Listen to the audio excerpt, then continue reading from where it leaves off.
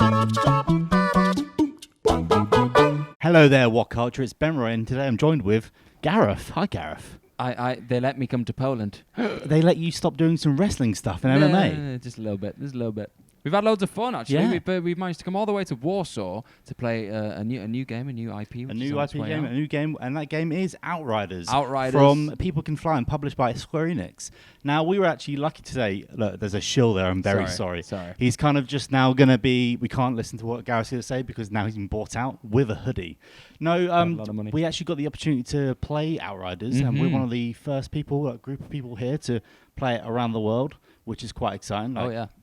It's nice that People Can Fly and Square Enix to bring us out here. Yeah. Even though we can escape the coronavirus back home. Oh, yes. We've had that joy. And, yeah. Okay. So, yeah, in terms of the actual game, we've had a couple of hours. We got to... What did you think? I really enjoyed it. It's based on the trailers and based on the kind of information that was hanging around the internet before we actually got here. We didn't know an awful lot about Outriders, about the kind of characters, the powers, the weapons, the world itself, the world of Enoch, which you get to really explore and inhabit through... I don't know how much we can say, but through a certain time span. Yeah. You start off, you land on this planet, you kind of experience it firsthand, and then you see how the planet gets corrupted, let's say. It's weird because obviously People Can Fly. I've played the Gears game they did, Judgment and Bulletstorm, but it's nice to see them actually get on their own and create something brand new. And you do see influences here from them franchises. More Gears or so with the third person. They say cover-based, but...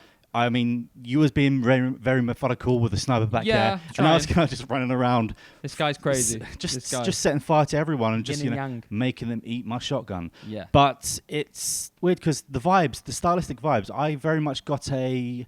It feels like we was playing like something that could be near to like Prometheus and Alien Covenant. Now, don't take that to the bank. I wouldn't say the quality of the storytelling is like that at all. It's more just the. Trying to come into a colonize another planet and some of the few callbacks to it, and in terms of the black actual goo as well. Black goo. This man, anytime you touch the black goo, all you did was the black goo. It's brilliant. I was hyped for the black goo quite a lot way through it, but from the outside, I wasn't really sure what to expect. But to me, it feels like a Gears game, like obviously coming off Gears 5. It but felt more, quicker. It felt smoother, and. They encourage you to engage more. This isn't a cover-based shooter where you're going to be hiding behind a rock or a wall for 20 minutes. Wait for a sound cue. Yeah, just really go for it. That. And I think the addition of classes helps with this one as well. Yes. Now, they did say there was going to be 4 classes, but we only got to see 3 of the 4. Which was the Pyromancer. Can you remember? The Pyromancer, the Trickster, and... I want to say the big lad, the Destroyer, the Devastator.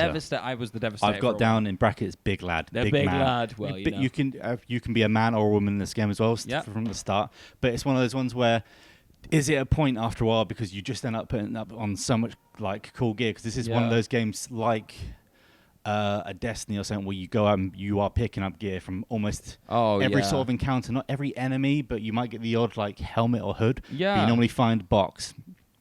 Not near the box of goodies with actual signs saying goodies, which I thought was quite funny. Goodies were great, and you get. I like the idea of the customization. The customization element of this game it's leaned upon quite heavily. Yeah. It made every single person's experience that we've spoken to. We've played with a couple of people as well. It made every single experience different because it felt like. Whatever path you went along in your kind of personal story, you picked up certain weapons, certain items that weren't consistent if you played it again. Do you know what I mean? So when we spoke to the actual designers, they said that's something they really wanted to lean on, the fact that you could play this game multiple times and kind of walk through it in different ways. There's not just one set way of doing anything in this game, which is pretty cool. So who did you play as class-wise? We got to go through it twice. Yeah, I was the Pyromancer on the second time, and I know he said the Destabilizer. The Devastator. The Devastator. You played him. Big lad. You played that one more. So what was the Devastator like? Devastator was great. Devastator felt like more of a kind of long-range specialist. You could kind of... that was the one where I kind of... became a bit more of a sniper because I was gifted with a sniper rifle pretty early on. It's weird. You were kind of fusing 2 classes where you was meant to be like he's a tank guy, but you were also being very methodical, staying back until I was screaming for help. He was my little bait. And then you were just lunging there, bam, slam, everyone's sort of gone. There was a certain maneuver. You'll find this out if you are to play the game, but there's a certain maneuver where you can kind of jump in, fire blast into the game and then fire yourself back out. It's kind of like a quick tap. It's like jab away, but it's a powerful jab. So that was quite fun. About yourself, what kind of... On our first playthrough, I mainly played through as the Pyromancer. Yes. And I actually quite enjoyed the Pyromancer. It's a nice, lucky pick. I was like, I recognise that name Pyromancer from, other things in the lore. I'm going to get into that. And it's just really fun. It was the Disco Inferno. You have your abilities are on sort of RB, LB, and then RB and LB at the same time. Yeah. So the first one I got as the Pyromancer. You kind of launch some fire into the floor. Yeah. And it comes up from behind the cover. Is that the one that kind of moltenizes the person? Yeah, and then it won't actually kill them unless you put a few shots into them. Yeah. Then they get launched up and they kind of burst into flames. It's brilliant because you'll be shooting someone thinking, yeah, I've got him. Then you just see them kind of rise up a set and you're like, oh no, Ben-Roy got him. That's a good one because you get enemies called berserkers, which just some of the guys look like they were holding frying pans. I don't know about you. Not a fan. When they get into your face, if you do one of them, that's going to take one of them out there straight away. The middle sort of the LBRB one, was a good freezing them in place. I liked putting the area effect out and stopping enemies from clustering on you. That was a really good way to tackle them. For the big lad one, I didn't quite enjoy the kind of RBLB power, let's say, because it was fortifying yourself, so it was kind of a protection real power, and it didn't do a lot for me. It kind of boosted your health if you were dying, let's say, but I quite liked the kind of sudden attacks that he possessed. He was quite good. And Trickster was quite good as well. Yeah, manipulates gravity and Trickster. It was a weird one because kind of like the Pyromancer, but I felt like a wider range of freezing guys, and it felt like bullets were being fired into this bubble and it would freeze them as well, so that's quite cool. Aesthetically, very pleasing. And you could finish them off with a swipe, which was the first ability, which it kind of melted their body so their skeletons would come back, but if you shoot them in between this ability, you're going to get the kill. That deserves some mention. Some of the deaths in this game are visceral. Yeah. You see everything. You see body parts everywhere. It's weird because I wouldn't say they explode as such as you would expect a game what we've been told by from Gears before, where they shatter into pieces. It's more, they feel a bit more contextual and unique to that. Yeah. I would say the evaporating the whole body sort of thing, and then being sort of encased in molten rock and just disintegrating, really cool abilities.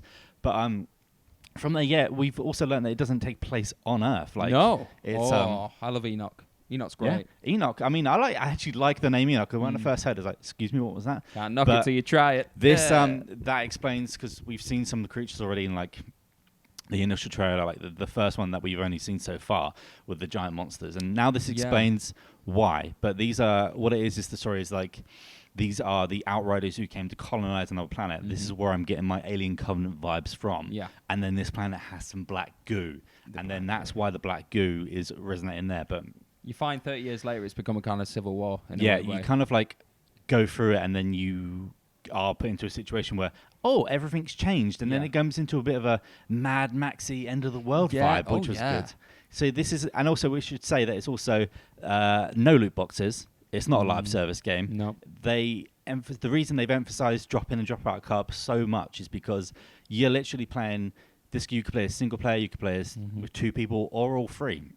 Just as a preference, I personally prefer the all three. Yeah, single player was quite good. Single player was also a lot slower, and because obviously everyone's going for you, so you're the main focus. But when you've got a buddy here, or when we found someone else from another team, when we grabbed them into our game, it's actually quite just an experience that works, and I can see myself playing this with my friends. It's good because it's not that many times that you get a co-op game that is either a 3-player or a 2-player. Normally it's 2-player or 4, but this one balances between them. And I did say when we get into free player, it was the enemies felt a bit spongy. Yeah, but I think that's why they're trying to encourage you to everyone sort of take their abilities and sort of bam, and sort of not as much cover was used when you were in a 3. It was just we can take them. More running around in a few circles and then just hoping things would be good. Yeah, but it really enriches the experience having somebody with you. And we didn't even. We didn't stomp the enemy either. We started off being